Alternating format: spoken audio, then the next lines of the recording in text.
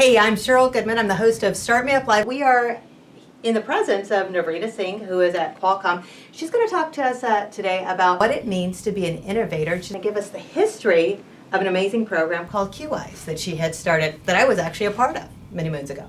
So, Cheryl, thank you so much for having me here today.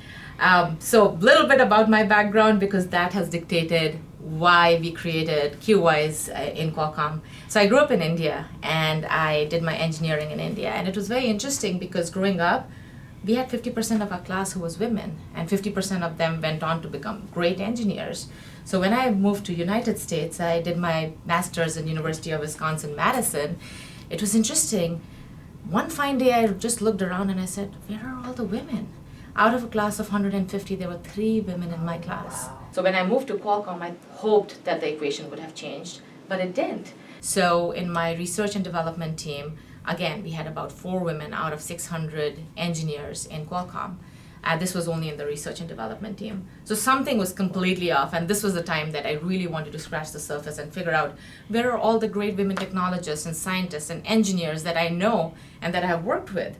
And this was basically the impetus for creating QWise, which is Qualcomm Women in Science and Engineering, a program that we started now 9 years ago. Wow. I can't believe it's been 9 years. But the whole idea was, let's gather the few women that exist in Qualcomm and really figure out strategies that we can deploy, first to recruit more women into tech fields, secondly, to really create a very strong pipeline of women leaders who can actually go and become executives in the company. And the third key thing was really figuring out, why do women not get into engineering? And this actually starts at middle school level. Right. So we thought that, oh my God, if we do QWise right, which is Qualcomm Women in Science and Engineering, we can actually act as great mentors and role models for these young girls at middle school, high school level, and really excite them about technology, because most of the women or girls are really intimidated by sitting in a lab and just building the next chipset.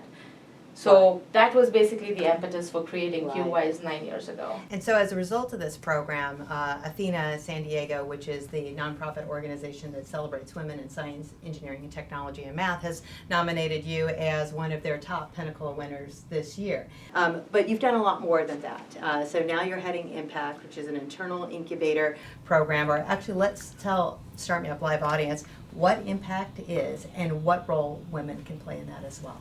Perfect. I have the best job in Qualcomm, and that job is getting to work with our entrepreneurs within Qualcomm worldwide to create the next big technologies or the next big businesses for Qualcomm.